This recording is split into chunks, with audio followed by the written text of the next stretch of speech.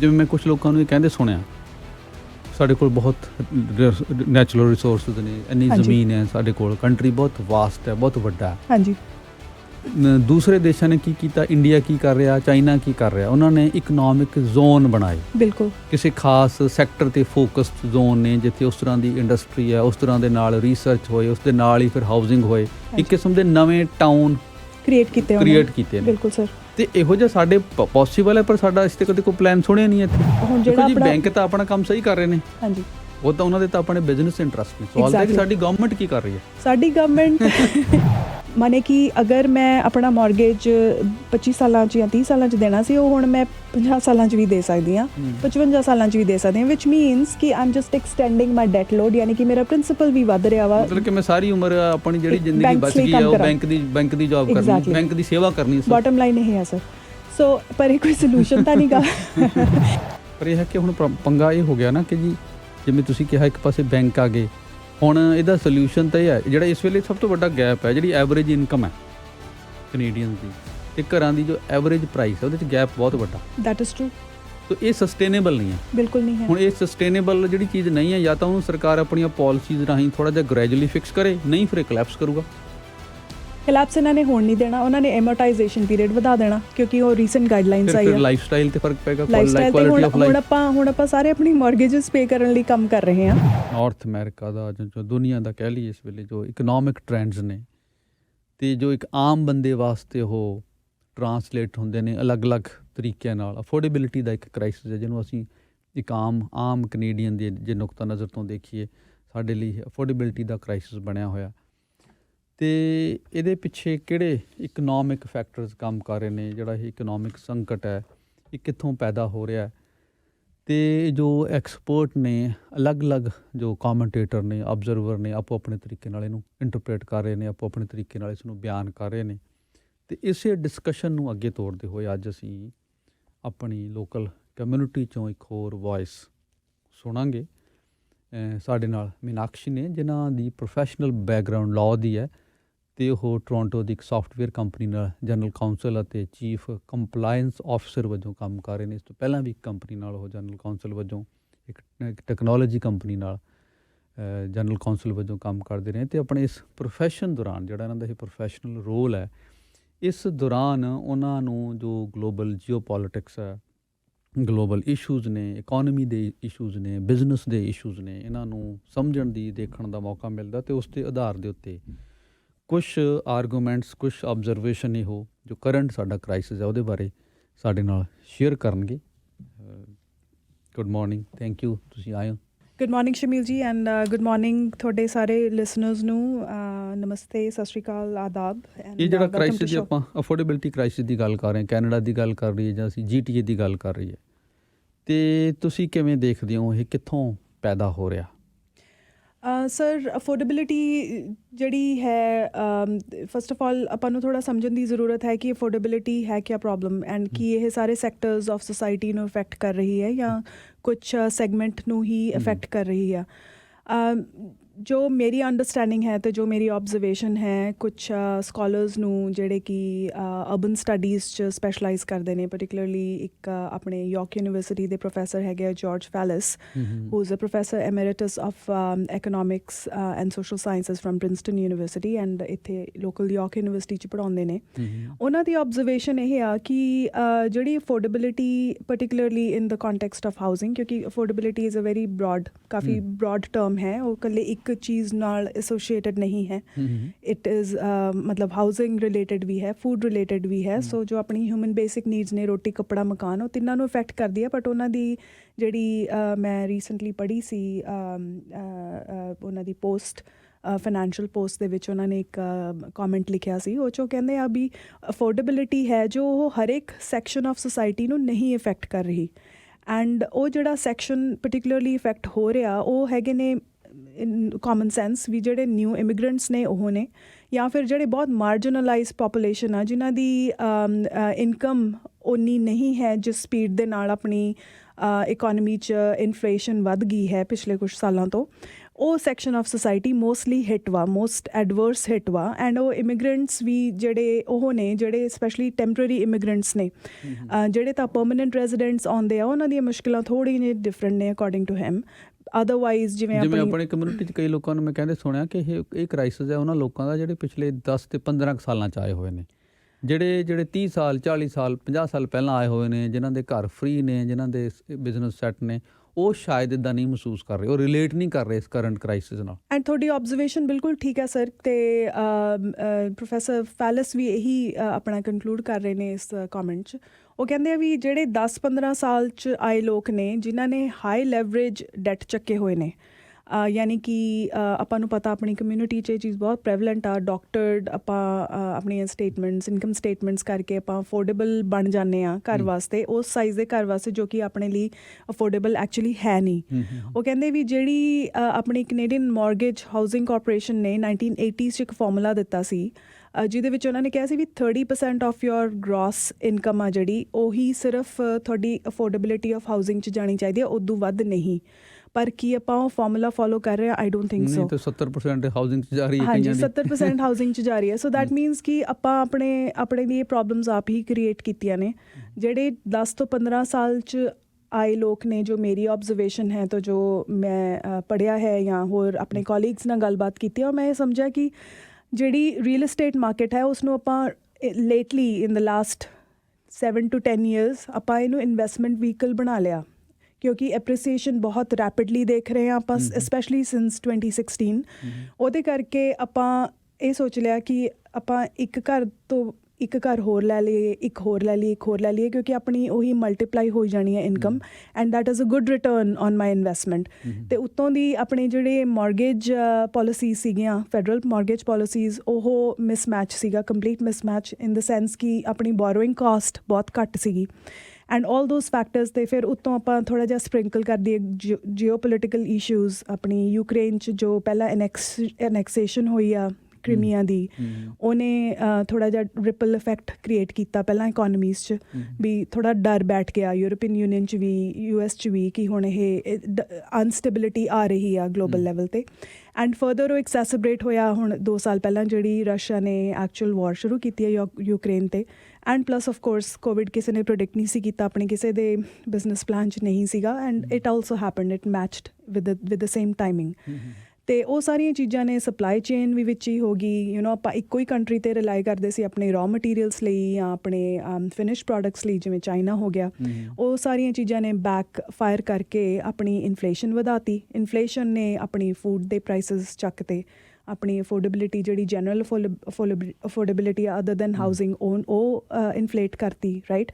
Housing, ਕਿਉਂਕਿ ਆਪਾਂ ਸਾਰੇ ਹਾਊਸਿੰਗ ਨੇ ਕਿਹਾ, ਜਿਵੇਂ ਤੁਸੀਂ ਸਹੀ ਕਿਹਾ ਕਿ ਹਾਊਸਿੰਗ ਨੇ ਇਸ ਲਈ ਜ਼ਿਆਦਾ ਕ੍ਰਾਈਸਿਸ ਸੀਰੀਅਸ ਬਣਾਇਆ। ਹਾਂਜੀ, ਇਹ ਟਿਪ ਆਫ ਦ, ਕਹਿੰਦੇ ਨਾ, ਦ straw that broke the camel's back, ਵੀ ਜਿਹੜੀ ਲਾਸਟ ਚੀਜ਼ ਆ, ਜਿਵੇਂ ਹੁਣ ਗਲਾਸ 'ਚ ਪਾਣੀ ਪਾਈ ਜਾਓਗੇ ਅਤੇ ਫਿਰ ਉਹ ਇੱਕ ਲੈਵਲ 'ਤੇ ਆ ਕੇ ਪਾਣੀ ਡੁੱਲਣਾ ਸ਼ੁਰੂ ਹੋ ਜਾਣਾ, ਉਹ ਡੁੱਲਣ ਵਾਲਾ ਇਫੈਕਟ ਹੁਣ ਹੋਇਆ ਵਾ।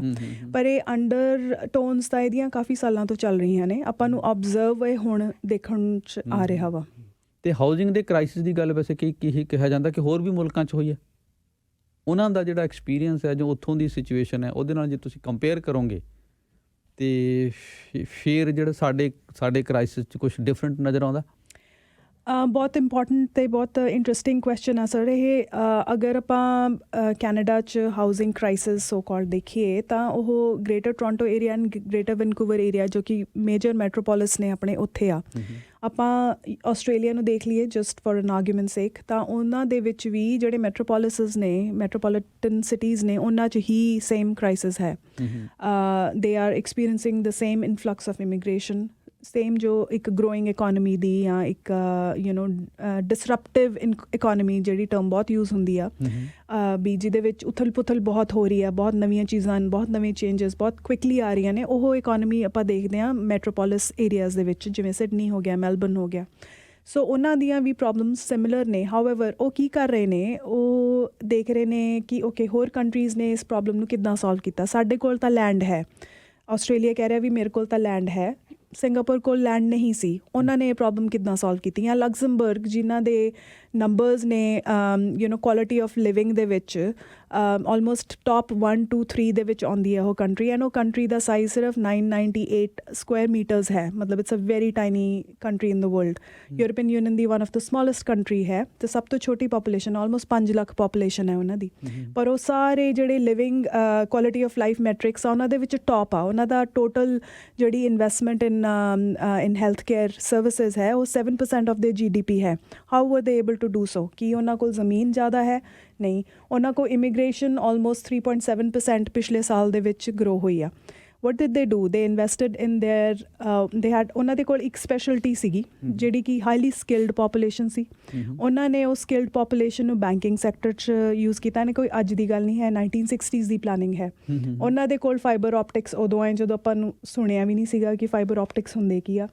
ਉਹਨਾਂ ਦੀ ਬੈਂਕਿੰਗ ਸੈਕਟਰ ਦੀ ਨੈਟਵਰਕਿੰਗ ਇੰਨੀ ਸਟਰੋਂਗ ਹੈ ਕਿ it is a leader, it is a financial hub, and on top of it ਉਹਨਾਂ ਨੇ ਉਹਨੂੰ ਟੈਕਸ ਹੈਵਨ ਬਣਾਤਾ ਕਾਰਪੋਰੇਸ਼ਨਸ ਲਈ ਅਤੇ ਮਨੀ ਪਾਰਕ ਕਰਨ ਵਾਸਤੇ ਵੱਡੀਆਂ ਕਾਰਪੋਰੇਸ਼ਨਸ ਨੂੰ ਐਂਡ ਵੱਡੇ ਬੈਂਕਸ ਨੂੰ। ਸੋ ਸਵਿਟਜ਼ਰਲੈਂਡ ਤੋਂ ਬਾਅਦ ਸੈਕਿੰਡ ਨੰਬਰ 'ਤੇ ਉਹਦੇ ਬੈਂਕਸ ਆਉਂਦੇ ਆ। ਸੋ ਦੈਟ ਮੀਨਸ ਉਹ ਕੈਪੀਟਲ ਬਹੁਤ ਰਿਚ ਹੈ ਕੰਟਰੀ, ਅਤੇ ਉਹਦੇ ਕਰਕੇ ਉਹ, ਕਿਉਂਕਿ ਜਦੋਂ ਤੁਹਾਡੇ ਕੋਲ ਪੈਸਾ ਹੈ ਤੁਸੀਂ ਉਹਨੂੰ ਰੀਇਨਵੈਸਟ ਕਰ ਸਕਦੇ ਹੋ, ਰੀਇਨਵੈਸਟ ਕਰਦੇ ਹੋ ਤਾਂ ਤੁਹਾਡੇ ਟੈਕਸਿਸ ਘੱਟ ਹੋਣਗੇ ਅਤੇ ਤੁਸੀਂ ਉਹ ਫੈਸਿਲਿਟੀਜ਼ ਆਪਣੀ ਆਪਣੇ ਪਾਪੂਲੇਸ਼ਨ 'ਚ ਸਰਕੂਲੇਟ ਕਰ ਸਕਦੇ ਹੋ। That's what Luxembourg did.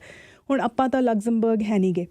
ਉਹਨਾਂ ਦੀ ਜਿਹੜੀ ਇਨਫਲੈਕਸ ਆਫ ਪਾਪੂਲੇਸ਼ਨ ਹੋਈ ਆ ਕਿਉਂਕਿ ਉਹ ਸਰਾਊਂਡਡ ਹੈਗਾ ਜਰਮਨੀ, ਬੈਲਜੀਅਮ ਐਂਡ ਸਪੇਨ ਦੇ ਨਾਲ, ਉਹਨਾਂ ਦੇ ਕਰਕੇ ਜਿਹੜੇ ਡੇਲੀ ਕਮਿਊਟਰਸ ਵੀ ਨੇ ਜਿਹੜੀ ਉੱਥੇ ਆ ਰਹੇ ਨੇ ਲੋਕ ਕੰਮ ਕਰਨ ਲਈ। ਹੁਣ ਆਸਟ੍ਰੇਲੀਆ ਕਹਿੰਦਾ Luxembourg is not a good situation for us ਕਿਉਂਕਿ that's not our problem. Let's look at Singapore. Singapore ਨੇ 1960s ਦੇ ਵਿੱਚ ਇਸ ਚੀਜ਼ ਨੂੰ ਐਂਟੀਸਿਪੇਟ ਕੀਤਾ ਕਿ ਅਸੀਂ ਅਗੈਨ ਛੋਟੀ ਕੰਟਰੀ ਆ, ਆਈਲੈਂਡ ਆ, ਬਹੁਤ ਜ਼ਿਆਦਾ ਜ਼ਮੀਨ ਸਾਡੇ ਕੋਲ ਨਹੀਂ ਹੈ। ਉਹਨਾਂ ਨੇ ਆਪਣੀ ਜਿਹੜੀ ਪੈਨਸ਼ਨ ਸਕੀਮ ਹੈ ਉਹ ਉਸੇ ਚੀਜ਼ ਨੂੰ ਹਾਊਸਿੰਗ ਦੇ ਨਾਲ ਟਾਈ ਕਰਤਾ, ਯਾਨੀ ਕਿ ਜਿਹੜੀ ਓਲਡ ਏਜ ਪੈਨਸ਼ਨ ਗਾਰੰਟੀ ਦੇਣਾ ਚਾਹੁੰਦੇ ਸੀਗੇ। ਉਹ ਕਹਿੰਦੇ ਸੀਗੇ ਵੀ ਸਾਡੇ ਜਿਹੜੇ ਰਿਟਾਇਰੀਜ਼ ਨੇ ਉਹ ਹੋਮ ਓਨਰਸ ਹੋਣ, ਵੀ ਉਹਨਾਂ ਦੀ ਐਂਡ ਆਫ ਲਾਈਫ ਆਏ ਨਾ ਹੋਵੇ ਕਿ ਉਹ ਉਹਨਾਂ ਕੋਲ ਘਰ ਹੀ ਨਹੀਂ ਹੈ ਕਿਤੇ ਰਹਿਣ ਨੂੰ।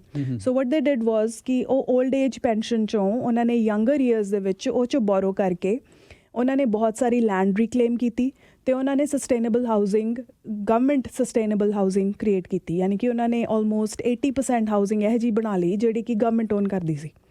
ਐਂਡ ਉਹ ਕਿਉਂਕਿ ਸਬਸਿਡਾਈਜ਼ਡ ਨੇ, ਫॉर ਪ੍ਰੋਫਿਟ ਨਹੀਂ ਹੈ, ਇਸ ਕਰਕੇ they were able to offset some percentage of the housing crisis through that. So ਹੁਣ ਉੱਥੇ ਦਿਸ ਇਜ਼ ਅ ਲਾਅ ਕਿ ਜਿੰਨੇ ਵੀ ਰਿਟਾਇਰਡ ਲੋਕ ਨੇ ਐਕਚੁਅਲੀ ਉਹ ਹੋਮ ਓਨਰਸ ਨੇ, ਉਹਨਾਂ ਕੋਲ ਆਪਦੇ ਘਰ ਨੇ। ਅੱਛਾ। So Australia is looking at the similar situation. Again ਇਹ ਸਾਰੇ ਲੌਂਗ ਟਰਮ ਗੋਲਸ ਨੇ, ਇਹ ਕੋਈ ਬੈਂਡੇਡ ਸੋਲੂਸ਼ਨਸ ਨਹੀਂ ਹੈਗੇ। ਇਹ ਮਤਲਬ ਬਹੁਤ ਡੀਪ ਪੋਲਿਸੀ ਪਲਾਨਿੰਗ ਹੈ। ਤੁਸੀਂ ਆਲਮੋਸਟ 30 ਇਅਰਸ 40 ਇਅਰਸ ਅੱਗੇ ਦੇਖਦੇ ਹੋ ਕਿ ਤੁਹਾਡੀ ਕੰਟਰੀ ਕਿਹੜੀ ਡਾਇਰੈਕਸ਼ਨ 'ਚ ਜਾ ਰਹੀ ਆ, ਤੁਹਾਡੇ ਪਾਪੂਲੇਸ਼ਨ ਦੇ ਡੈਮੋਗ੍ਰਾਫਿਕਸ ਕਿੱਥੇ ਹੋਣਗੇ ਅੱਜ ਤੋਂ 30 ਸਾਲ ਬਾਅਦ ਜਾਂ 40 ਸਾਲ ਬਾਅਦ। ਰਾਈਟ ਨਾਓ ਕੈਨੇਡਾ ਦੀ ਅਤੇ ਆਸਟ੍ਰੇਲੀਆ ਦੀ ਸਿਚੁਏਸ਼ਨ ਇਹ ਹੈ ਕਿ ਆਪਣੇ ਕੋਲ ਬੇਬੀ ਬੂਮਰਸ ਦੀ ਪਾਪੂਲੇਸ਼ਨ ਟੌਪ 'ਤੇ ਹੈ, ਅਤੇ ਆਪਾਂ ਹੁਣ ਇਮੀਗਰੈਂਟ ਇਨਫਲਕਸ ਦੇ ਨਾਲ ਐਟਲੀਸਟ ਕੈਨੇਡਾ 'ਚ ਹੁਣ ਪਿਛਲੇ ਸਾਲ ਆਪਣੇ ਕੋਲ ਆਲਮੋਸਟ ਮਿਲੀਅਨ ਪਲੱਸ ਇਮੀਗਰੈਂਟਸ ਆਏ ਨੇ, which is the highest ever in Canadian history. 1957 'ਚ ਹੰਗੇਰੀਅਨ ਰੈਵੋਲੂਸ਼ਨ ਤੋਂ ਬਾਅਦ ਜਦੋਂ ਇਮੀਗ੍ਰੇਸ਼ਨ ਹੋਈ ਆ ਉਦੋਂ ਇਸ ਲੈਵਲ ਦੀ 3.7% ਦੀ ਇਮੀਗ੍ਰੇਸ਼ਨ ਹੋਈ ਸੀ। ਉਸ ਤੋਂ ਬਾਅਦ ਹੁਣ ਹੋਈ ਆ ਪਿਛਲੇ ਸਾਲ 2022 'ਚ, and that was mostly due to the Ukraine crisis and we open the doors. ਹੁਣ ਇਸ ਸਾਰੀਆਂ ਚੀਜ਼ਾਂ ਦੇ ਨਾਲ ਕੀ ਹੁੰਦਾ, ਆਪਾਂ ਹੁਣ ਇਹ ਜਿੰਨੇ ਵੀ ਨਿਊ ਇਮੀਗਰੈਂਟਸ ਆ ਰਹੇ ਨੇ ਆਪਾਂ ਸਾਰੇ ਕੌਨਸਨਟਰੇਟ ਕਰਦੇ ਹਾਂ ਆਪਣੇ ਮੈਟਰੋਪੋਲਿਸਿਸ ਦੇ ਵਿੱਚ। ਆਪਣੀਆਂ ਜਿਹੜੀਆਂ ਲੋਕਲ ਕਮਿਊਨਿਟੀਜ਼ ਨੇ ਜਾਂ ਆਪਣੇ ਥੋੜ੍ਹੇ ਜਿਹੇ ਜਿਵੇਂ ਹੁਣ ਲੰਡਨ ਕਰ ਲਓ, ਵਿੰਜ਼ਰ ਕਰ ਲਓ, ਉੱਥੇ ਇੰਨੀ ਡੈਂਸਲੀ ਪਾਪੂਲੇਸ਼ਨ ਨਹੀਂ ਹੈਗੀ। ਉਹ ਕਿਉਂ ਨਹੀਂ ਹੈਗੀ? ਕਿਉਂਕਿ ਕੰਮ ਨਹੀਂ ਹੈਗਾ, ਤਾਂ ਲੋਕ ਕਹਿੰਦੇ ਵੀ ਅਸੀਂ ਉੱਥੇ ਜਾ ਕੇ ਕਰਨਾ ਕੀ ਆ। ਹੁਣ ਇਹ ਜਿੰਨੀ ਦੇਰ ਤੱਕ ਆਪਣੀਆਂ ਲੋਕਲ ਗਵਰਨਮੈਂਟਸ, ਆਪਣੀ provincial governments and federal governments ਜਿਹੜੇ ਸਮਾਲ ਬਿਜ਼ਨਸ ਇਨੀਸ਼ੀਏਟਿਵਸ ਨਹੀਂ ਲੈਂਦੇ, ਕਿਉਂਕਿ SMBs ਇੱਕ ਇਹੋ ਜਿਹਾ ਕਿੱਤਾ ਵਾ, ਸੈਕਟਰ ਹੈ ਜਿਸ ਨੂੰ ਜੇ ਗਵਰਨਮੈਂਟਸ ਇਨਸੈਂਟਿਵਾਈਜ਼ ਕਰਨਗੀਆਂ ਤਾਂ ਲੋਕਲ ਕਮਿਊਨਿਟੀਜ਼ ਬਸਣਗੀਆਂ।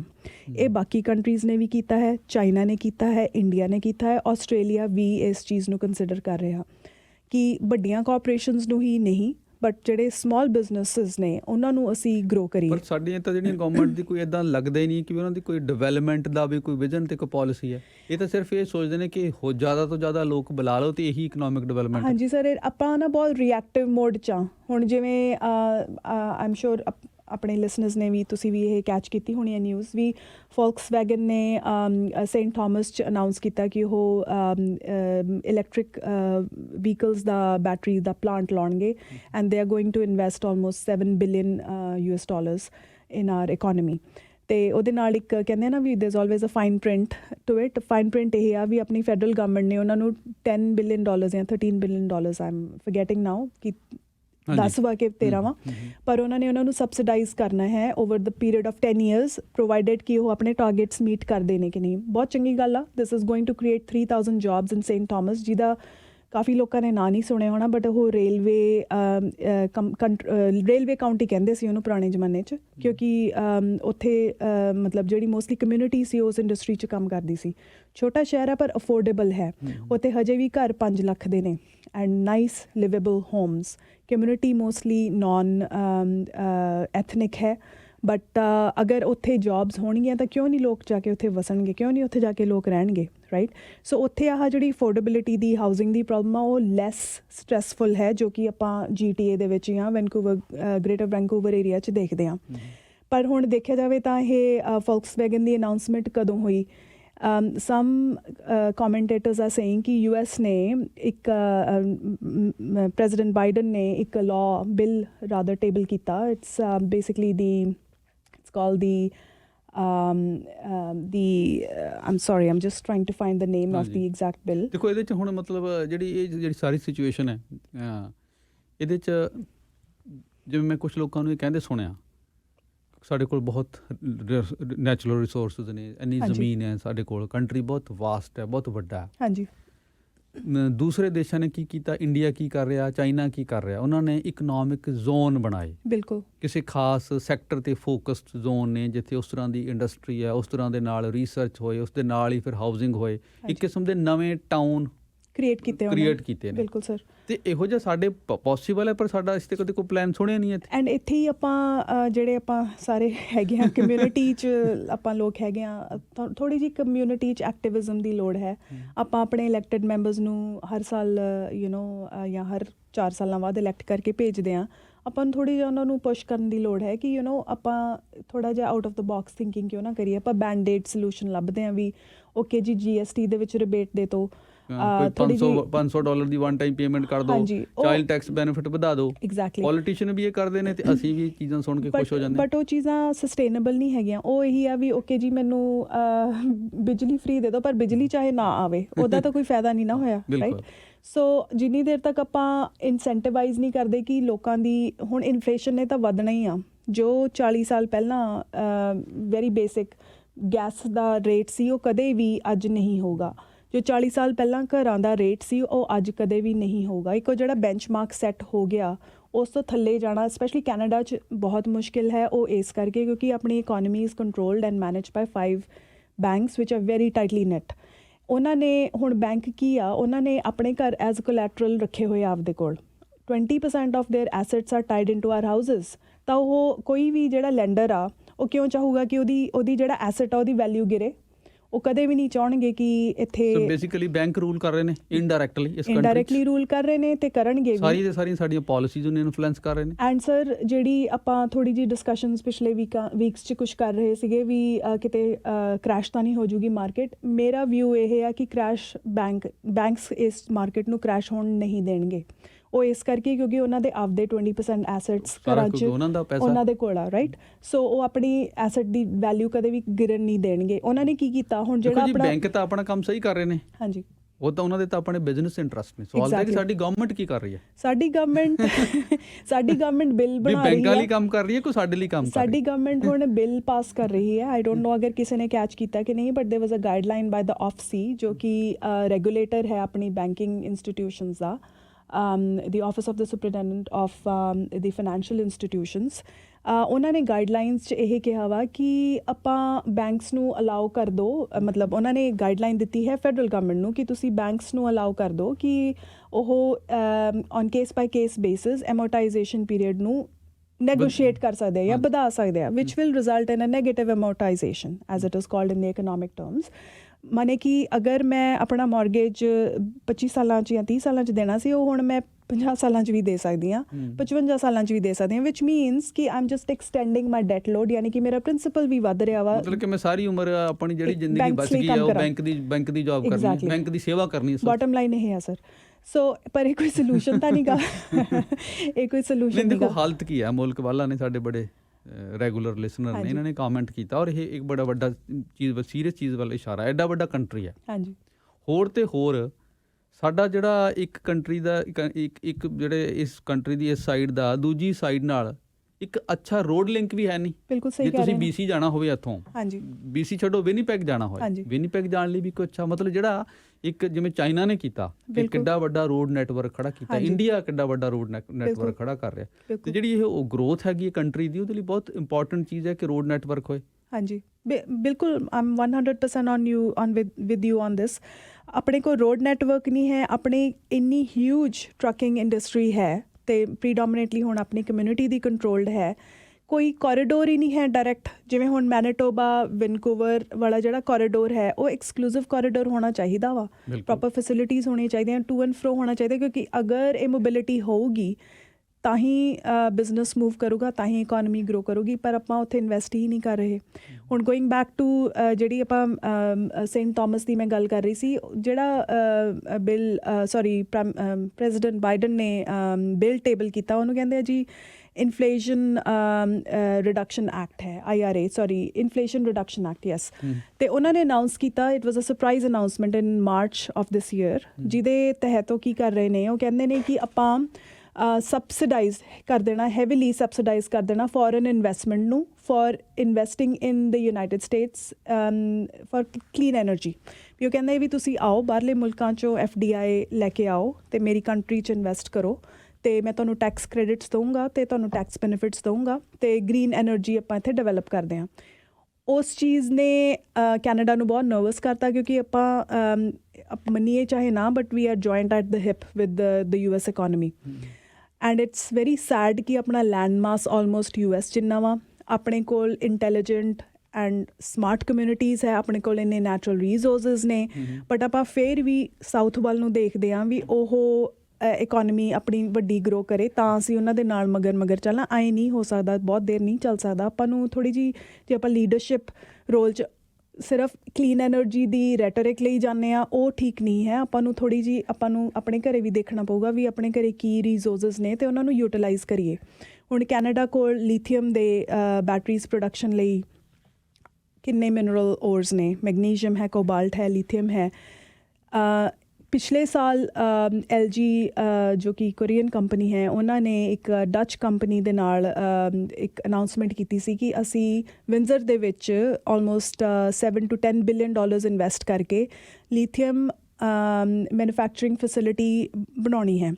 ਉਸ ਤੋਂ ਬਾਅਦ ਉਹ ਅਨਾਊਂਸਮੈਂਟ ਤੋਂ ਬਾਅਦ ਮੈਂ ਕੋਈ ਨਿਊਜ਼ ਨਹੀਂ ਸੁਣੀ ਵੀ ਕੀ ਹੋਇਆ ਕੀ ਨਹੀਂ ਹੋਇਆ। ਉਹ ਕਹਿੰਦੇ ਵੀ 2024 ਤੱਕ ਉਹ ਫੈਸਿਲਿਟੀ ਅਸੀਂ ਤਿਆਰ ਕਰਕੇ ਬਣਾਉਣੀ ਸ਼ੁਰੂ ਕਰ ਦੇਣੀ ਹੈ। ਨਾ ਅਗਰ ਇਹ ਹੁੰਦਾ ਵਾ then that is a step in the right direction. ਆਪਾਂ ਮੈਨੂਫੈਕਚਰਿੰਗ ਐਟਲੀਸਟ ਚਾਹੇ ਇੱਕ ਕਿੱਤੇ 'ਚ ਹੀ ਲੈ ਕੇ ਆ ਰਹੇ ਹਾਂ ਕਿਸੇ ਚੀਜ਼ 'ਚ ਆਪਣੀ ਸਪੈਸ਼ਲਾਈਜੇਸ਼ਨ ਕਰ ਰਹੇ ਹਾਂ।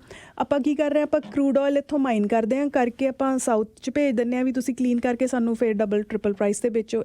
ਇਹ ਮੈਂਟੈਲਿਟੀ ਆਪਾਂ ਨੂੰ ਸ਼ਿਫਟ ਕਰਨ ਦੀ ਲੋੜ ਹੈ। We need to really start thinking. ਉਹ ਜਿਹੜੇ ਸਮਾਲ ਹਬਸ ਤੁਸੀਂ ਪਹਿਲਾਂ ਪੁਆਇੰਟ ਆਊਟ ਕਰ ਰਹੇ ਸੀਗੇ ਵੀ ਉਹ ਕਮਿਊਨਿਟੀਜ਼ ਸੈਟਲ ਕਰਨੀਆਂ ਬਹੁਤ ਜ਼ਰੂਰੀ ਨੇ। ਮੀਨਾਕਸ਼ੀ ਜੀ, ਜਿਹੜੇ ਹੁਣ ਡਿਵੈਲਪਮੈਂਟ ਦੇ ਇਸ਼ੂਜ਼ ਨੇ, ਵਿਜ਼ਨ ਦੀ ਗੱਲ ਆਪਾਂ ਕੀਤੀ ਹੈ, ਪਰ ਉਹਦਾ ਇਸ ਕਰਕੇ ਜੁੜ ਜਾਂਦਾ ਕਿ ਜਿਹੜਾ ਹਾਊਸਿੰਗ ਕ੍ਰਾਈਸਿਸ ਵੀ ਹੈ ਸ਼ਾਇਦ ਉਸੇ 'ਚੋਂ ਪੈਦਾ ਹੋ ਰਿਹਾ, ਜਿਹੜਾ ਉਹ ਇੱਕ ਵਿਜ਼ਨ ਦੀ ਕਮੀ ਹੈ ਲੀਡਰਸ਼ਿਪ ਕੋਲ। ਹਾਂਜੀ ਸਰ, ਇੱਕ ਹੁੰਦਾ ਲੌਂਗ ਟਰਮ ਗੋਲ ਪਲਾਨਿੰਗ, ਆਪਣੀ ਗੋਲ ਪੋਸਟ ਹੈ ਨਹੀਂ ਗੇ, ਐਟਲੀਸਟ ਮੈਨੂੰ ਨਹੀਂ ਦਿਖ ਰਹੇ, ਜੋ ਕਿ ਹੋਣੇ ਬਹੁਤ ਜ਼ਰੂਰੀ ਆ। Short term solutions are good, ਪਰ ਉਹ ਇੱਕ ਹੁੰਦਾ ਨਾ ਕਿ ਕੋਈ ਬਿਮਾਰੀ ਹੈ ਤਾਂ ਆਪਾਂ ਇੱਕ ਬੈਂਡੇਡ ਲਾ ਕੇ ਟਰੀਟਮੈਂਟ ਕਰ ਲਈਏ, ਪੱਟੀ ਕਰ ਦਈਏ, ਜਾਂ ਫਿਰ ਆਪਾਂ ਕੋਈ ਸਰਜਰੀ ਕਰਕੇ ਉਹਦਾ ਪਰਮਾਨੈਂਟ ਇਲਾਜ ਕਰੀਏ। ਉਹ ਪਰਮਾਨੈਂਟ ਇਲਾਜ ਵੱਲ ਆਪਾਂ ਕਿਤੇ ਹਜੇ ਸੋਚ ਰੱਖ ਨਹੀਂ ਰਹੇ। ਆ ਜਿਹੜਾ ਵਿੰਜ਼ਰ ਵਾਲਾ ਅਤੇ ਸੇਂਟ ਥਾਮਸ ਵਾਲਾ ਇੱਕ ਐਗਜ਼ਾਮਪਲ ਆ। ਜੇ ਇਹ ਪੂਰਾ ਹੋ ਜਾਂਦਾ ਵਾ ਤਾਂ ਬਹੁਤ ਵਧੀਆ ਸਟੈਪ ਆ, ਅਤੇ ਆਪਾਂ ਨੂੰ ਇਹੋ ਜਿਹੀਆਂ ਚੀਜ਼ਾਂ ਹੋਰ ਕਰਨ ਦੀ ਜ਼ਰੂਰਤ ਹੈ। And those goes toward long term solution making. ਹੁਣ ਸ਼ਾਰਟ ਟਰਮ 'ਚ ਆਪਾਂ ਦੇਖੀਏ, again going back to professor Fallis's numbers, ਉਹ ਕਹਿੰਦੇ ਕਿ ਜਿਹੜੇ ਹੋਮ ਓਨਰਸ਼ਿਪ ਰੇਟਸ ਨੇ 2011 ਤੋਂ 2021 ਦੇ ਵਿੱਚ ਪੂਰੇ ਕੈਨੇਡਾ ਦੇ ਵਿੱਚ 2021 ਦੇ ਵਿੱਚ it was 66.5%, which only fell by 2.5% points from 69% in 2011. ਯਾਨੀ ਕਿ ਆਪਣੇ ਜਿਹੜੇ ਨੰਬਰ ਆਫ ਹੋਮ ਓਨਰਸ ਨੇ ਉਹ ਸਿਰਫ 2.5% ਘਟੇ ਨੇ 10 ਸਾਲਾਂ ਦੇ ਵਿੱਚ। ਐਂਡ ਜੇ ਆਪਾਂ ਸਪੈਸੀਫਿਕਲੀ ਓਨਟਾਰੀਓ 'ਚ ਕਰੀਏ ਤਾਂ ਇਹੀ ਰੇਸ਼ੋ ਮਤਲਬ ਇਹੀ ਫਾਰਮੂਲਾ ਉੱਥੇ 3.1% ਪੁਆਇੰਟਸ ਘਟਿਆ ਵਾ। ਸੋ going back to the housing crisis discussion, home ownership ਇੰਨੀ drastically fall ਨਹੀਂ ਕਰੀ ਹੈਗੀ। ਆਪਾਂ ਦੇਖ ਰਹੇ ਹਾਂ ਕਿ ਜਿਸ ਤਰੀਕੇ ਨਾਲ ਇਮੀਗ੍ਰੇਸ਼ਨ ਵਧੀ ਆ ਉਹਦੇ ਵੀ ਕੈਨ ਆਰਗਿਊ ਕਿ ਆਪਾਂ ਉਹਦੇ ਪ੍ਰਪੋਰਸ਼ਨ ਦੇ ਵਿੱਚ ਹੀ ਇਹ ਹੋਮ ਓਨਰਸ਼ਿਪ ਰੇਟ ਥੋੜ੍ਹਾ ਜਿਹਾ ਡਾਊਨਵਰਡਸ ਨੂੰ ਸ਼ਿਫਟ ਹੋਇਆ ਵਾ। ਅਗਰ ਹੋਮ ਓਨਰਸ਼ਿਪ ਆਪਣੇ ਲਈ ਬਹੁਤ ਜ਼ਰੂਰੀ ਹੈ ਤਾਂ ਆਪਾਂ ਇਸ ਚੀਜ਼ ਨੂੰ ਪਹਿਲਾਂ ਤਾਂ ਨੈਗੇਟਿਵ 'ਚੋਂ ਪੋਜ਼ੀਟਿਵ 'ਚ ਜਾਂ ਨਿਊਟਰਲ ਜਾਂ ਫਿਰ ਪੋਜ਼ੀਟਿਵ 'ਚ ਕਿੱਦਾਂ ਲੈ ਕੇ ਆਉਣਾ ਉਹਦੇ ਬਾਰੇ ਸੋਚ ਦੀ ਜ਼ਰੂਰਤ ਹੈ। ਹੁਣ ਪ੍ਰੋਬਲਮ 2016 'ਚ ਸ਼ੁਰੂ ਹੋਈ ਆ। ਅਗਰ ਤੁਸੀਂ ਕਾਫੀ ਸਟੱਡੀਜ਼ ਹੋਈਆਂ ਇਸ ਚੀਜ਼ ਬਾਰੇ, ਅਗਰ ਤੁਸੀਂ average sale price of greater Toronto area ਜੋ ਕਿ ਬਹੁਤ ਹੀਟਡ ਟੌਪਿਕ ਰਿਹਾ ਕਾਫੀ ਸਾਲਾਂ ਦੇ ਵਿੱਚ ਦੇਖਿਆ ਵਾ, ਤਾਂ 2016 ਔਨਵਰਡਸ ਰੈਪਿਡਲੀ ਐਕਸਲਰੇਟ ਕਰਨਾ ਸ਼ੁਰੂ ਹੋਇਆ ਹੋਮ ਪ੍ਰਾਈਸਿਸ। ਯਾਨੀ ਕਿ ਪਹਿਲਾਂ 10% ਫਿਰ ਡਬਲ ਡਿਜਿਟਸ ਹੋਣ ਲੱਗਿਆ, 12%, 15%, 20%, 25%, ਰਾਈਟ। ਈਅਰ ਓਵਰ ਈਅਰ ਉਹ ਵੱਧਦਾ ਗਿਆ, ਪਰ 2016 ਔਨਵਰਡਸ ਤੋਂ ਵੱਧਣਾ ਸ਼ੁਰੂ ਹੋਇਆ। ਐਂਡ ਅਗੇਨ ਉਹ ਫੈਕਟਰਸ ਉਹੀ ਸੀਗੇ ਕਿ ਲੋ ਇੰਟਰਸਟ ਰੇਟ ਸੀਗੇ, ਬਾਹਰ ਜੀਓਪੋਲੀਟੀਕਲ ਡਿਸਟਰਬੈਂਸਿਸ ਸੀਗੀਆਂ। ਜਿਹੜੇ ਇਨਵੈਸਟਰਸ ਸੀ, ਸਪੈਸ਼ਲੀ ਸਪੈਕੂਲੇਟਿਵ ਇਨਵੈਸਟਰ ਸੀ, ਉਹਨਾਂ ਨੇ ਸੋਚਿਆ ਵੀ ਆਪਾਂ ਆਪਣਾ ਮਨੀ ਕਿੱਥੇ ਕਰ ਸਕਦੇ ਹਾਂ। ਇੰਟਰਸਟ ਰੇਟ ਜਿੱਥੇ ਬਹੁਤ ਘੱਟ ਆ, ਜਿੱਥੇ ਇਕਨੋਮਿਕ ਸਟੇਬਿਲਿਟੀ ਹੈ, ਗਵਰਨਮੈਂਟ ਦੀ ਸਟੇਬਿਲਿਟੀ ਹੈ, country Canada is a good option. ਅਤੇ ਇਮੀਗ੍ਰੇਸ਼ਨ ਪੋਲਿਸੀਜ਼ ਵੀ ਬਹੁਤ ਫਰੈਂਡਲੀ ਨੇ for immigration. So money started coming from Asia Pacific and other regions of the world, and mostly in Greater Vancouver area। ਪਹਿਲਾਂ ਉੱਥੇ park ਹੋਣਾ ਸ਼ੁਰੂ ਹੋਇਆ। ਆਪਣੀ ਗਵਰਨਮੈਂਟ ਇਹ ਸੋਚਦੀ ਸੀ ਸ਼ਾਇਦ ਉਹ ਮਨੀ ਹੈ ਜਿਹੜਾ ਉਹ ਡਿਵੈਲਪਮੈਂਟ ਵੱਲ ਜਾਊਗਾ, ਪਰ ਉਹ ਡਿਵੈਲਪਮੈਂਟ ਤਾਂ ਜਾਊਗਾ ਜੇ ਇਨਵੈਸਟਰਸ ਉਸ ਪਾਸੇ ਸੋਚ ਰਹੇ ਹੋ ਤਾਂ ਕਹਿ ਰਹੇ ਵੀ ਸਾਨੂੰ ਤਾਂ ਆਪਣਾ ਰਿਟਰਨ ਔਨ ਇਨਵੈਸਟਮੈਂਟ ਚਾਹੀਦਾ ਵਾ। ਸੌਖੇ ਤਰੀਕੇ ਨਾਲ ਹੋ ਜਾਵੇ ਬੈਸਟ ਵਾ। ਸੌਖਾ ਤਰੀਕਾ ਆਪਾਂ ਆਪਣੇ ਪੋਲਿਸੀ ਮੇਕਰਸ ਨੇ ਆਪ ਦਿੱਤਾ, ਰਾਈਟ। ਇੰਟਰਸਟ ਰੇਟ ਇੰਨੇ ਘਟਾ ਕੇ ਰੱਖੇ, ਲੈਂਡ ਆਪਣੇ ਕੋਲ ਬਹੁਤ ਆ ਅਤੇ ਤੁਸੀਂ ਪ੍ਰੋਪਰਟੀ ਖਰੀਦੀ ਜਾਓ ਅਤੇ ਅਸੀਂ ਤੁਹਾਨੂੰ ਫ੍ਰੀ 'ਚ ਬੈਂਕ 2% 3% ਵਿਆਜ 'ਤੇ ਲੋਨ ਦੇਈ ਜਾਊਗਾ ਅਤੇ ਤੁਸੀਂ ਬੜੇ ਮਜ਼ੇ ਨਾਲ ਆਪਣੇ ਪੈਸੇ ਨੂੰ ਡਬਲ ਟ੍ਰਿਪਲ 4 ਟਾਈਮਸ ਕਰ ਲਓ। ਪਰ ਜਿਹੜੇ ਆਪਣੇ ਐਕਚੁਅਲ ਜਿਹੜੇ ਨੀਡ ਮਤਲਬ ਜਿਹੜੇ ਲੋੜੀਂਦੇ ਲੋਕ ਨੇ ਜਿਨ੍ਹਾਂ ਨੂੰ ਘਰ ਚਾਹੀਦੇ ਆ ਰਹਿਣ ਨੂੰ, ਉਹਨਾਂ ਕੋਲ ਤਾਂ ਉਹ ਘਰਾਂ ਦੀ ਅਫੋਰਡੇਬਿਲਿਟੀ ਜਿਹੜੀ ਆ from good to bad to worst ਹੁੰਦੀ ਗਈ। ਉਹ ਕਹਿੰਦੇ ਨਾ the camel, as I said earlier, the camel that's broke the straw that broke the camel's back was ਕਿ ਜਦੋਂ ਕੋਵਿਡ ਆ ਗਿਆ ਫਿਰ ਆਪਣੇ ਪੋਲਿਸੀ ਮੇਕਰਸ ਨੇ ਕੀ ਕੀਤਾ, ਤੁਸੀਂ ਮੌਰਗੇਜ ਪੇਮੈਂਟਸ ਨਾ ਦਿਓ 6 ਮਹੀਨੇ, ਹੈ ਨਾ। what does that mean ਕਿ ਮੈਂ ਮੌਰਗੇਜ ਪੇਮੈਂਟ 6 ਮਹੀਨੇ ਜੇ ਬ੍ਰੇਕ ਲਾਤੀ ਤਾਂ ਫਿਰ ਮੈਂ ਹੁਣ ਕੀ ਕਰਾਂ। ਮਤਲਬ it's giving somebody a false sense of security. ਆਪਣੇ ਲੋਕ ਕਹਿੰਦੇ ਨਾ ਕਿ ਅੱਧੀ ਨੌਲੇਜ ਪੂਰੀ ਨੌਲੇਜ ਨਾਲੋਂ ਜ਼ਿਆਦਾ ਡੇਂਜਰਸ ਆ। ਆਪਾਂ ਕੀ ਕੀਤਾ ਕਿ ਦਿਸ ਇਜ਼ ਫ੍ਰੀ ਮਨੀ, ਮੈਂ 1 ਘਰ ਬੁੱਕ ਕਰਦਾ, ਮੈਂ 2 ਘਰ ਬੁੱਕ ਕਰਦਾ, ਮੈਂ 3 ਘਰ ਬੁੱਕ ਕਰਦਾ, ਕਿਉਂਕਿ ਆਪਣੀ ਐਪਰੀਸੀਏਸ਼ਨ ਬਹੁਤ ਵੱਧ ਰਹੀ ਆ। ਮੈਂ ਰੀਅਲ ਏਸਟੇਟ ਨੂੰ ਹੁਣ ਇੱਕ ਇਨਵੈਸਟਮੈਂਟ ਵਹੀਕਲ ਵਾਂਗੂ ਦੇਖਣਾ ਸ਼ੁਰੂ ਕਰਤਾ। ਇਸ ਕਰਕੇ ਮੈਨੂੰ ਲੱਗ ਰਿਹਾ ਕਿ ਜੇ ਮੈਂ ਥੋੜ੍ਹੇ ਇੰਟਰਸਟ 'ਤੇ ਬੋਰੋ ਕਰਕੇ ਕੁਆਲੀਫਾਈ ਕਰਕੇ ਥੋੜ੍ਹੇ ਜਿਹੇ ਡਾਕੂਮੈਂਟਸ ਲਾ ਕੇ ਅਗਰ ਮੈਂ 3 4 5 ਘਰ ਲੈ ਸਕਦੀ ਹਾਂ ਅਤੇ ਅੱਗੇ ਰੈਂਟਲ ਤਾਂ ਹੋ ਹੀ ਜਾਣਾ ਕਿਉਂਕਿ ਆਪਣੀ ਇਮੀਗ੍ਰੇਸ਼ਨ ਬਹੁਤ ਸਟਰੋਂਗ ਹੈ, ਰਾਈਟ। ਸੋ ਮੇਰਾ ਉਹ ਆਫਸੈਟ ਹੋ ਹੀ ਜਾਣਾ। ਹੁਣ ਉਸ ਚੀਜ਼ ਨੇ ਇਸ ਚੀਜ਼ ਨੂੰ ਜਦੋਂ ਇੰਟਰਸਟ ਰੇਟਸ ਵਧੇ ਉਸ ਚੀਜ਼ ਨੇ ਕੁਆਲੀਫਿਕੇਸ਼ਨ ਕ੍ਰਾਈਟੀਰੀਆ ਜਿਹੜਾ ਉਹ ਸ਼ੈਟਰ ਕਰਤਾ ਅਤੇ ਉਹੀ ਲੋਕ ਹੁਣ ਸਭ ਤੋਂ ਜ਼ਿਆਦਾ ਫਸੇ ਹੋਏ ਨੇ ਜਿਨ੍ਹਾਂ ਨੇ ਹਾਈ ਲੈਵਰੇਜ ਡੈਟਸ ਚੱਕੇ ਹੋਏ ਸੀ ਜਾਂ ਜਿਨ੍ਹਾਂ ਨੇ ਮਲਟੀਪਲ ਜਗ੍ਹਾ 'ਤੇ ਆਪਣੇ ਕਹਿੰਦੇ ਨਾ ਫਿੰਗਰ ਸਟਿਕ ਕੀਤੀਆਂ ਹੋਈਆਂ ਸੀ, ਉਹ ਲੋਕ ਫਸ ਰਹੇ ਨੇ। ਜਿਹੜੇ ਲੋਕਾਂ ਨੇ ਘਰ ਰਹਿਣ ਵਾਸਤੇ ਲਏ ਹੋਏ ਆ ਉਹ ਲੋਕਾਂ ਦੀ ਇਹ ਪ੍ਰੋਬਲਮ ਨਹੀਂ ਹੈ। ਜਿਹੜੇ ਲੋਕ ਇਨਵੈਸਟਮੈਂਟ ਵਾਸਤੇ ਘਰ ਲੈ ਰਹੇ ਸੀ ਪ੍ਰੀਡੋਮੀਨੈਂਟਲੀ, ਉਹ ਸੁਸਾਇਟੀ ਵਾਸਤੇ ਇਹ ਪ੍ਰੋਬਲਮ ਬਣ ਗਈ ਹੈ। ਪਰ ਇਹ ਹੈ ਕਿ ਹੁਣ ਪੰਗਾ ਇਹ ਹੋ ਗਿਆ ਨਾ ਕਿ ਜੀ ਜਿਵੇਂ ਤੁਸੀਂ ਕਿਹਾ ਇੱਕ ਪਾਸੇ ਬੈਂਕ ਆ ਗਏ, ਹੁਣ ਇਹਦਾ ਸੋਲਿਊਸ਼ਨ ਤਾਂ ਇਹ ਹੈ ਜਿਹੜਾ ਇਸ ਵੇਲੇ ਸਭ ਤੋਂ ਵੱਡਾ ਗੈਪ ਹੈ ਜਿਹੜੀ ਐਵਰੇਜ ਇਨਕਮ ਹੈ ਕੈਨੇਡੀਅਨਸ ਦੀ ਅਤੇ ਘਰਾਂ ਦੀ ਜੋ ਐਵਰੇਜ ਪ੍ਰਾਈਸ ਹੈ ਉਹਦੇ 'ਚ ਗੈਪ ਬਹੁਤ ਵੱਡਾ। That is true. ਸੋ ਇਹ ਸਸਟੇਨੇਬਲ ਨਹੀਂ ਹੈ, ਬਿਲਕੁਲ ਨਹੀਂ ਹੈ। ਹੁਣ ਇਹ ਸਸਟੇਨੇਬਲ ਜਿਹੜੀ ਚੀਜ਼ ਨਹੀਂ ਹੈ, ਜਾਂ ਤਾਂ ਉਹਨੂੰ ਸਰਕਾਰ ਆਪਣੀਆਂ ਪੋਲਿਸੀਜ਼ ਰਾਹੀਂ ਥੋੜ੍ਹਾ ਜਿਹਾ ਗ੍ਰੈਜੂਅਲੀ ਫਿਕਸ ਕਰੇ, ਨਹੀਂ ਫਿਰ ਇਹ ਕੋਲੈਪਸ ਕਰੂਗਾ। ਕੋਲੈਪਸ ਇਹਨਾਂ ਨੇ ਹੋਣ ਨਹੀਂ ਦੇਣਾ, ਉਹਨਾਂ ਨੇ ਐਮੋਰਟਾਈਜ਼ੇਸ਼ਨ ਪੀਰੀਅਡ ਵਧਾ ਦੇਣਾ ਕਿਉਂਕਿ ਉਹ ਰੀਸੈਂਟ ਗਾਈਡਲਾਈਨਸ ਆਈ ਆ। ਲਾਈਫ ਸਟਾਈਲ 'ਤੇ ਫਰਕ ਪਏਗਾ, ਹੁਣ ਆਪਾਂ ਸਾਰੇ ਆਪਣੀ ਮੌਰਗੇਜਸ ਪੇ ਕਰਨ ਲਈ ਕੰਮ ਕਰ ਰਹੇ ਹਾਂ। ਆਪਣੀ quality of life index in Canada, this is why ਜਦੋਂ ਸ਼ਾਇਦ ਤੁਸੀਂ ਮੈਂ ਆਪਣੇ ਹੋਰ ਕੋਲੀਗਸ ਨੇ ਇਮੀਗ੍ਰੇਟ ਕੀਤਾ, ਉਦੋਂ Canada was a very like advertise ਹੁੰਦਾ ਸੀਗਾ ਇੰਡੀਆ 'ਚ ਵੀ Canada is the best country to live in. ਉਹ ਇਸ ਕਰਕੇ ਸੀ ਕਿਉਂਕਿ ਸਾਡੀ ਕੁਆਲਿਟੀ ਆਫ ਲਾਈਫ ਕੈਨੇਡਾ 'ਚ ਬਹੁਤ ਵਧੀਆ ਸੀ, ਹਾਊਸਿਸ ਅਫੋਰਡੇਬਲ ਸੀਗੇ, ਇੰਟਰਸਟ ਰੇਟ ਥੋੜ੍ਹੇ ਜ਼ਿਆਦਾ ਸੀ, ਜ਼ਿਆਦਾ ਐਜ਼ ਇਨ ਆਪਾਂ ਹੁਣ ਇਨ ਕੰਪੈਰੀਜ਼ਨ ਜ਼ਿਆਦਾ ਕਹਿ ਰਹੇ ਹਾਂ ਪਰ ਅੱਜ ਦੇ ਰੇਟਸ ਤੋਂ ਵੀ ਥੋੜ੍ਹੇ ਜਿਹੇ ਜ਼ਿਆਦਾ ਸੀਗੇ, ਰਾਈਟ। ਬਟ ਉਹੀ ਆਪਣੀ ਇਨਫਲੇਸ਼ਨ ਬਹੁਤ ਘੱਟ ਸੀ, ਲੋਕੀ ਆਪਣੀ ਮੀਨਸ ਦੇ ਵਿੱਚ ਰਹਿੰਦੇ ਸੀ, ਲੋਕੀ ਮਲਟੀਪਲ ਘਰ ਨਹੀਂ ਸੀ ਖਰੀਦਦੇ, ਲੋਕੀ ਘਰ ਰਹਿਣ ਵਾਸਤੇ ਖਰੀਦਦੇ ਸੀਗੇ, ਜੋ ਕਿ ਐਕਚੁਅਲੀ ਹੈ house is not N investment vehicle. ਆਪਾਂ ਉਹ ਕਿਤੇ ਭੁੱਲ ਗਏ ਹਾਂ, ਦੈਟ ਇਜ਼ ਅ ਡਿਸਕਨੈਕਟ। ਆਪਾਂ ਉਸ ਚੀਜ਼ ਨੂੰ ਇੱਕ ਇਨਵੈਸਟਮੈਂਟ ਓਪਰਚੁਨਿਟੀ ਬਣਾ ਲਿਆ, ਜੋ ਆਪਾਂ ਸੋਚਦੇ ਸੀ ਸਿਰਫ ਫੋਰਨ ਇਨਵੈਸਟਰ ਕਰ ਰਹੇ ਨੇ, ਉਹ ਆਪਾਂ ਵੀ ਕਰ ਰਹੇ ਹਾਂ, we are also contributing to that crisis. So instead of becoming a part of the solution ਆਪਾਂ ਪ੍ਰੋਬਲਮ ਦਾ ਪਾਰਟ ਬਣ ਗਏ ਹਾਂ। ਪਰ ਅਲਟੀਮੇਟਲੀ ਗੱਲ ਇੱਥੇ ਮੁੱਕਦੀ ਹੈ ਕਿ ਇਹਦਾ ਸੋਲਿਊਸ਼ਨ ਕੀ ਹੋਏ, ਕਿਉਂਕਿ ਪੋਲੀਟੀਸ਼ੀਅਨਾਂ ਕੋਲ ਤਾਂ ਸੋਲਿਊਸ਼ਨ ਇੱਕ ਹੈ ਜੀ, ਅਫੋਰਡੇਬਲ ਹਾਊਸਿੰਗ 'ਚ ਇਨਵੈਸਟ ਕਰ ਦਿਓ ਅਤੇ ਲੋਕਾਂ ਨੂੰ ਕੋਈ ਰੈਂਟ 'ਚ ਰਿਲੀਫ ਦੇ ਦਿਓ, ਉਹਨਾਂ ਦੀ ਤਾਂ ਮਾਰ ਸਿਰਫ ਇੱਥੋਂ ਤੱਕ ਜਾਂਦੀ ਹੈ। ਸਰ ਅਫੋਰਡੇਬਲ ਹਾਊਸਿੰਗ 'ਚ ਇਨਵੈਸਟ ਕਰ ਦਿਓ, ਜੋ ਕਿ 2019 ਦੇ ਵਿੱਚ ਆਟੋਵਾ ਦਾ ਪਲਾਨ ਲਾਂਚ ਹੋਇਆ ਸੀ, ਨੈਸ਼ਨਲ ਹਾਊਸਿੰਗ ਸਟ੍ਰੈਟਜੀ, ਆਪਾਂ ਨੂੰ ਸਾਰਿਆਂ ਨੂੰ ਪਤਾ ਹੋਊਗਾ, ਯਾਦ ਹੋਊਗਾ। ਉਹ 'ਚ ਉਹਨਾਂ ਨੇ ਪਲੈਜ ਕੀਤਾ ਸੀ ਓਵਰ $2.5 ਬਿਲੀਅਨ ਵੀ ਆਪਾਂ ਅਫੋਰਡੇਬਲ ਹਾਊਸਿੰਗ ਜਾਂ ਨੈਸ਼ਨਲ ਹਾਊਸਿੰਗ ਸਟ੍ਰੈਟਜੀ 'ਚ ਆਪਾਂ ਕਰਨਾ, ਅਤੇ ਉਹਨਾਂ ਨੇ ਇਨਵੀਟੇਸ਼ਨਸ ਪ੍ਰਪੋਜ਼ਲਸ ਵੀ ਇਨਵਾਈਟ ਕੀਤੇ ਸੀਗੇ ਡਿਫਰੈਂਟ ਸੈਕਟਰਸ ਤੋਂ। ਅਤੇ ਉਹਦਾ ਐਕਚੁਅਲੀ ਉਹਦੀ ਡੈਫੀਨੇਸ਼ਨ ਬਹੁਤ ਇੰਟਰਸਟਿੰਗ ਆ। ਉਹ ਡਿਫਾਈਨ ਕਰਦੇ ਨੇ ਕੋਰ ਹਾਊਸਿੰਗ ਨੀਡਸ ਅਸੀਂ ਮੀਟ ਕਰਨੀਆਂ ਨੇ। ਕੋਰ ਹਾਊਸਿੰਗ ਨੀਡਸ ਕੀ ਨੇ? ਕੋਰ ਹਾਊਸਿੰਗ ਨੀਡਸ ਬਹੁਤ ਬੇਸਿਕ ਨੀਡਸ ਨੇ ਕਿ ਸਾਡੀ ਘਰ ਹੈਬਿਟੇਬਲ ਹੈ ਜਾਂ ਨਹੀਂ, ਦੈਟਸ ਨੰਬਰ 1। ਨੰਬਰ 2, ਘਰ ਮਿਲ ਰਿਹਾ ਰਹਿਣ ਨੂੰ ਕਿ ਨਹੀਂ, ਦੈਟਸ ਨੰਬਰ 2। ਨੰਬਰ 3, ਕਿ ਮੈਂ ਆਪਣੇ ਇਨਕਮ ਦੇ ਹਿਸਾਬ ਦੇ ਨਾਲ ਉਹ ਕੋਰ ਹਾਊਸਿੰਗ ਨੂੰ ਅਫੋਰਡ ਕਰ ਸਕਦੀ ਹਾਂ ਜਾਂ ਕਰ ਸਕਦਾ ਜਾਂ ਨਹੀਂ, ਨੰਬਰ 3। ਸੋ ਯਾਨੀ ਕਿ ਜਿਹੜਾ 2 ਮੈਂਬਰਸ ਆਫ ਹਾਊਸ ਹੋਲਡ ਵਾ, ਜੇ ਉਹ ਇੱਕ ਕਮਰੇ ਦੇ ਘਰ 'ਚ, ਇੱਕ ਰੂਮ ਦੇ ਘਰ 'ਚ ਰਹਿ ਰਿਹਾ ਜਾਂ ਕੋਂਡੋ 'ਚ ਰਹਿ ਰਿਹਾ, ਤਾਂ ਉਹ ਚੈੱਕ ਬਾਕਸ ਮੀਟ ਕਰਦਾ ਵਾ ਕੋਰ ਹਾਊਸਿੰਗ ਨੀਡ ਦਾ। But that does not mean that they are solving the affordability piece of the puzzle. ਉਹ ਹਜੇ ਵੀ ਉੱਥੇ ਹੀ ਖੜੀ ਆ। So core housing need, actually the numbers show they have fallen down drastically over the past 20 years। ਯਾਨੀ ਕਿ ਜਿਹੜੀ basic ਹੈਬਿਟੇਬਲ ਘਰ ਦੀ ਲੋੜ ਹੈ ਉਹ ਤਾਂ ਆਪਾਂ ਸਾਰੇ ਹੀ ਮੀਟ ਕਰਦੇ ਹਾਂ।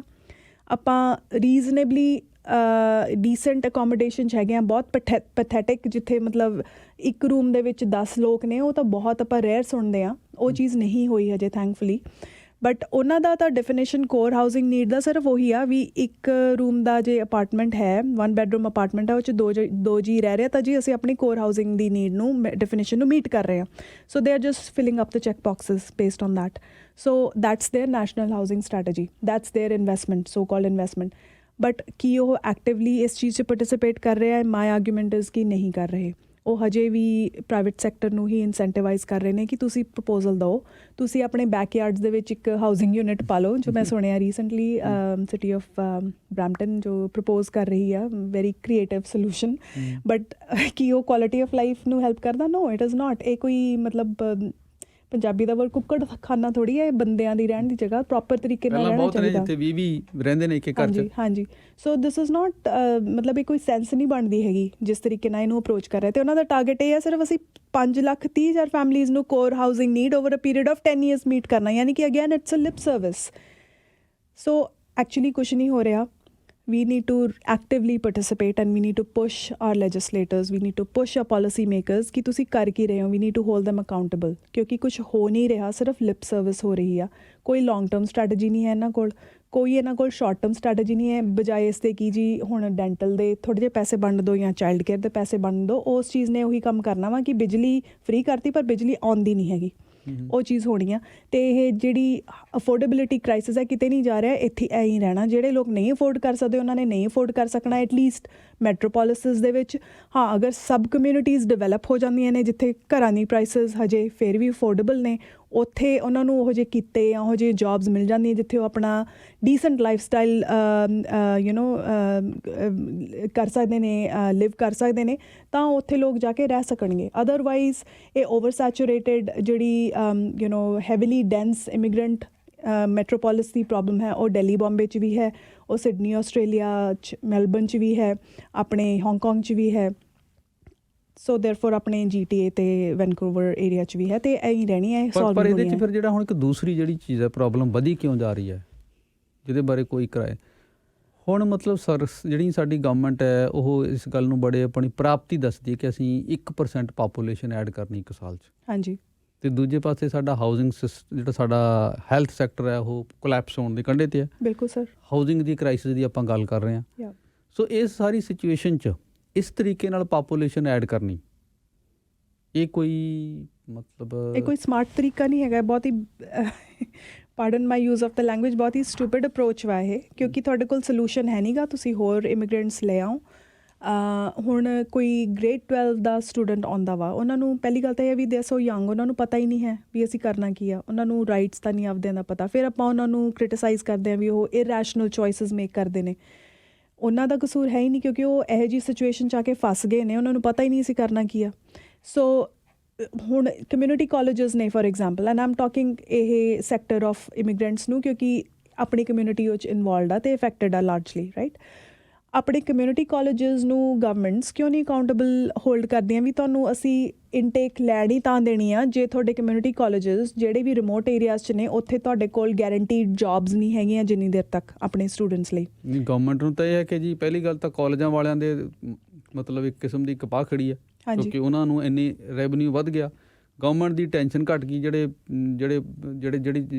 ਫੰਡਿੰਗ ਗਵਰਨਮੈਂਟ ਦੀ ਸੀ ਉਹ ਟੈਨਸ਼ਨ ਘੱਟ ਗਈ। ਬਿਲਕੁਲ, ਕਾਲਜਾਂ ਕੋਲ ਹੁਣ ਫੰਡਿੰਗ ਆ ਗਈ ਦੂਸਰੇ ਪਾਸਿਓਂ। ਬਿਲਕੁਲ ਸਰ। ਤੇ ਫਿਰ ਹੁਣ ਉਹ ਇੱਕ ਵੈਸਟਡ ਇੰਟਰਸਟ ਵਾਲੀ ਲੌਬੀ ਖੜੀ ਕਰ ਲਈ, ਜਿਹੜੀ ਤੁਹਾਨੂੰ ਕੋਈ ਚੇਂਜ ਵੀ ਨਹੀਂ ਕਰਨ ਦਿੰਦੀ। ਬਿਲਕੁਲ, ਇੱਕ ਤਰ੍ਹਾਂ ਇਹ ਇਨਡਾਇਰੈਕਟ ਫੋਰਨ ਇਨਵੈਸਟਮੈਂਟ ਵਾਲਾ ਕੰਮ ਹੋ ਗਿਆ। ਬਿਲਕੁਲ, ਇਟ ਇਜ਼ ਆਪਾਂ ਡਾਇਰੈਕਟ ਫੋਰਨ ਇਨਵੈਸਟਮੈਂਟ ਤਾਂ ਇਨਵਾਈਟ ਕਰ ਹੀ ਰਹੇ ਹਾਂ, ਇਨਡਾਇਰੈਕਟ ਫੋਰਨ ਇਨਵੈਸਟਮੈਂਟ ਵੀ ਹੋ ਰਹੀ ਆ। ਆਪਣੇ ਹਾਰਡ ਅਰਨ ਮਨੀ ਆਪਣੇ ਕਮਿਊਨਿਟੀਜ਼ ਆ ਬੈਕ ਇੰਡੀਆ ਤੋਂ ਆ ਰਿਹਾ ਵਾ, ਅਤੇ ਆਪਣੇ ਯੰਗ ਪਾਪੂਲੇਸ਼ਨਸ ਉੱਥੋਂ ਆ ਰਹੀਆਂ ਜਿਨ੍ਹਾਂ ਨੇ ਆਪਣੇ ਬੈਸਟ ਈਅਰਸ ਇਸ ਕੰਟਰੀ ਨੂੰ ਦੇਣੇ ਆ, ਪਰ ਅਸੀਂ ਉਹਨਾਂ ਨੂੰ ਕਿੰਨੇ ਇਨਹੈਬਿਟੇਬਲ ਕੰਡੀਸ਼ਨਸ 'ਚ ਰੱਖ ਰਹੇ ਹਾਂ।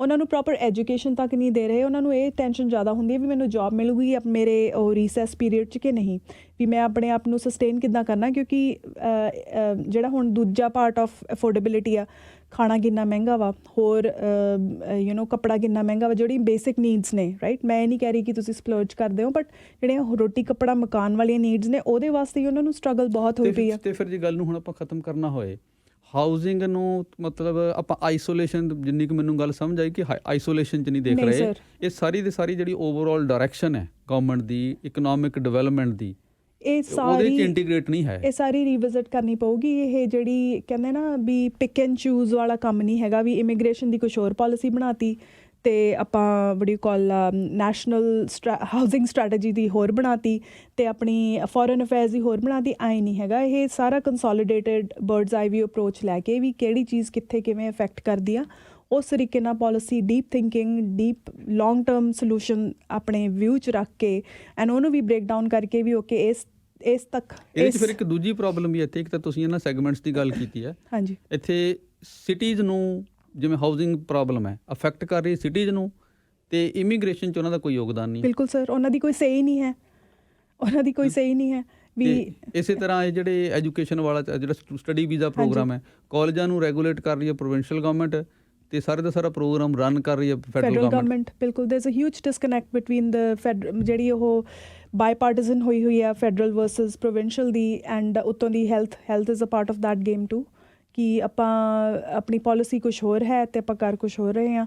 ਇਹ ਮਤਲਬ there has to be a serious work on this, and proper policy making ਦੀ ਲੋੜ ਹੈ। ਆਪਣੇ ਰੈਗੂਲੇਟਰਸ ਨੂੰ ਪੁਸ਼ ਕਰਨ ਦੀ ਲੋੜ ਹੈ, ਐਂਡ ਆਪਾਂ ਨੂੰ ਇਹ ਜ਼ਿਆਦਾ ਮੋਬਿਲਾਈਜ਼ ਕਰਨ ਦੀ ਲੋੜ ਹੈ ਆਪਣੀ ਵੋਇਸਿਸ, ਤਾਂ ਹੀ ਇਹਦਾ ਕੋਈ ਹੱਲ ਹੋਣਾ। ਅਦਰਵਾਈਜ਼ ਇਹ ਕਿਤੇ ਨਹੀਂ ਜਾ ਰਿਹਾ ਹਾਊਸਿੰਗ ਕ੍ਰਾਈਸਿਸ, ਐਂਡ ਕਿਤੇ ਨਹੀਂ ਜਾ ਰਹੀ ਹੈ ਅਫੋਰਡੇਬਿਲਿਟੀ ਪ੍ਰੋਬਲਮ। ਐਟਲੀਸਟ GTA ਅਤੇ ਵੈਨਕੂਵਰ ਏਰੀਆ 'ਚ ਇਹ ਪ੍ਰੋਬਲਮ ਇੱਦਾਂ ਹੀ ਰਹਿਣੀ ਆ ਸਰ। ਅਤੇ ਆਪਾਂ ਆਪਣੇ ਮੌਰਗੇਜਸ ਵਾਸਤੇ ਹੀ ਕੰਮ ਕਰਨਾ ਸਾਰਿਆਂ ਨੇ। More than 30% of R gross. ਠੀਕ ਹੈ, ਜਿਹੜੇ ਪਹਿਲਾਂ ਦੇ ਆਏ ਹੋਏ ਨੇ, ਜਿਨ੍ਹਾਂ ਦੇ ਜਿਹੜੇ ਤਾਂ ਆਲਰੇਡੀ ਹਾਊਸਿੰਗ 'ਚ ਇੱਕ ਵਾਰ ਦਾਖਲ ਹੋ ਗਏ ਨੇ, ਉਹਨਾਂ ਨੂੰ ਕੋਈ ਪ੍ਰੋਬਲਮ ਨਹੀਂ ਹੈ, ਉਹਨਾਂ ਨੂੰ ਪ੍ਰੋਬਲਮ ਨਹੀਂ ਹੈ। ਪਰ ਜਿਹੜੇ ਨਵੇਂ ਆਉਣ ਵਾਲੇ ਨੇ ਉਹਨਾਂ ਨੂੰ ਬਿਗ ਪ੍ਰੋਬਲਮ, ਉਹਨਾਂ ਲਈ ਇਹ ਇੱਕ ਕਿਸਮ ਦਾ ਬੇਸਿਕਲੀ ਇਸ ਮੁਲਕ 'ਚ ਜਿਹੜੀ ਲਾਈਫ ਸਟਾਈਲ ਦੀ ਅਟਰੈਕਸ਼ਨ ਹੁੰਦੀ ਸੀ, ਜਿਹਦੇ ਕਰਕੇ ਲੋਕ ਆਉਂਦੇ ਸੀ, ਉਹ ਖਤਮ ਹੋ ਜਾਏਗਾ। ਨਹੀਂ ਤਾਂ ਉਹ ਖਤਮ ਹੋ ਜਾਏਗਾ ਅਨਲੈਸ ਅਗੇਨ ਆਪਾਂ ਹੋਰ ਕਮਿਊਨਿਟੀਜ਼ ਨੂੰ ਡਿਵੈਲਪ ਕਰੀਏ।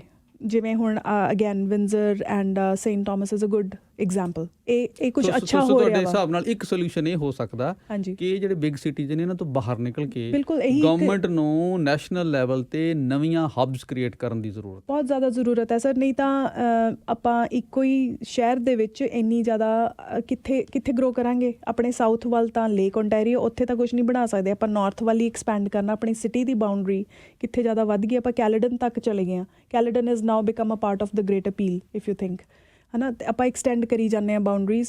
ਜਿੰਨੀ ਦੇਰ ਤੱਕ ਆਪਾਂ ਜਿਹੜੇ ਨਿਊ ਇਮੀਗ੍ਰੈਂਟਸ ਆ ਉਹਨਾਂ ਨੂੰ ਓਪਰਚੁਨਿਟੀਜ਼ ਹੋਰ ਸਬ ਕਮਿਊਨਿਟੀਜ਼ 'ਚ ਨਹੀਂ ਦਿੰਦੇ ਵੀ ਉਹਨਾਂ ਕੋਲ ਵਰਕ ਓਪਰਚੁਨਿਟੀਜ਼ ਹੋਣ ਅਤੇ ਅੱਛਾ ਲਾਈਫ ਸਟਾਈਲ ਰਹਿ ਸਕਣ, ਉਨੀ ਦੇਰ ਤੱਕ ਇਹ ਇਮੀਗ੍ਰੇਸ਼ਨ ਸਸਟੇਨੇਬਲ ਨਹੀਂ ਹੈ, ਹਾਊਸਿੰਗ ਵੀ ਸਸਟੇਨੇਬਲ ਨਹੀਂ ਹੈ। ਹਵਾ 'ਚ ਤਲਵਾਰਾਂ ਮਾਰ ਰਹੇ ਨੇ ਜਿਵੇਂ ਕਹਿੰਦੇ ਨੇ ਸਾਡੇ ਹਾਂਜੀ ਸਰ। ਪੋਲੀਟੀਸ਼ੀਅਨ, ਅਤੇ ਜਿਹੜਾ ਰੀਅਲ ਇਸ਼ੂ ਹੈ ਉਹਨਾਂ ਨੂੰ ਐਡਰੈਸ ਕਰਨ ਦਾ ਕੋਈ ਪਲਾਨ ਉਹਨਾਂ ਕੋਲ ਨਹੀਂ ਹੈ। ਨਹੀਂ ਸਰ, ਇਹ ਤੇ ਸਿਰਫ ਪੈਸੇ ਵੰਡ ਰਹੇ ਨੇ। ਹੋਰ ਪੈਸੇ ਕੁਛ ਵੰਡ ਨਹੀਂ ਰਹੇ ਨੇ, ਉਹ ਕਰ ਕਿਹੜੇ ਆਪਣੇ ਵੰਡ ਰਹੇ ਨੇ, ਹਾਂਜੀ, ਉਹ ਵੀ ਲੋਕਾਂ ਦਾ ਆਪਣੇ- ਪੈਸਾ ਲੋਕਾਂ ਦੇ ਸਿਰ ਵੰਡ ਕੇ ਹਾਂਜੀ ਤੇ ਉਹਨਾਂ ਤੇ ਆਸਾਨ ਕਰ ਰਹੇ ਨੇ, ਬਿਲਕੁਲ। ਤੇ ਸਿਰਫ ਆਪਣੀ 4 ਸਾਲ ਤੱਕ ਸੋਚ ਰਹੇ ਨੇ। ਹਾਂਜੀ, ਉਹ ਬਹੁਤ ਸ਼ਾਰਟ ਟਰਮ ਗੋਲ ਆ ਉਹਨਾਂ ਦਾ ਕਿ ਅਸੀਂ ਨੈਕਸਟ ਈਅਰ ਜਾਂ ਆਪਣੀ ਕਰੰਟ ਸਿਚੁਏਸ਼ਨ ਨੂੰ ਵੀ ਕਿੱਦਾਂ ਸਟੇਟਸ ਕੋ ਮੇਨਟੇਨ ਕਰਕੇ ਰੱਖਣਾ ਵਾ, ਤਾਂ ਜੋ ਆਪਣੀ ਜਿਹੜੀ ਕੋਐਲੀਸ਼ਨ ਗਵਰਨਮੈਂਟ ਹੈ ਉਹ ਉਹਨਾਂ ਨੇ ਜੋ ਡਿਮਾਂਡਸ ਰੱਖੀਆਂ ਉਹ ਪੂਰੀਆਂ ਕਰ ਦਈਏ, ਤੇ ਫਿਰ ਅੱਗੇ ਦਾ ਆਪਾਂ ਅੱਗੇ ਸੋਚਾਂਗੇ, ਅੱਗੇ ਦੇਖਾਂਗੇ, ਹੋ ਰਿਹਾ। ਅਗਲੀ ਪੀੜ੍ਹੀ ਆਪਣੇ ਦੁੱਖ ਆਪ ਉਹ ਦੇਖੇਗੀ। ਉਹਨਾਂ ਦੀ ਪ੍ਰੋਬਲਮ ਆ, ਸਾਡੀ ਪ੍ਰੋਬਲਮ ਨਹੀਂ ਗੀ। ਤੇ ਬਹੁਤ ਚੰਗਾ ਲੱਗਿਆ ਜੀ ਤੁਹਾਡੇ ਨਾਲ ਗੱਲ ਕਰਕੇ, Thank you, sir. ਪਰ ਗੱਲ ਜੀ ਤਾਂ ਕਰਦਾ ਸੀ ਗੱਲ ਕੰਟੀਨਿਊ ਰੱਖੀਏ, ਪਰ ਸਮਾਂ ਕਹਿੰਦਾ ਕਿ ਹੁਣ ਗੱਲ ਸਾਨੂੰ ਰੋਕਣੀ ਪੈਣੀ। ਬਹੁਤ ਬਹੁਤ ਸ਼ੁਕਰੀਆ ਤੁਹਾਡਾ। Thank you sir.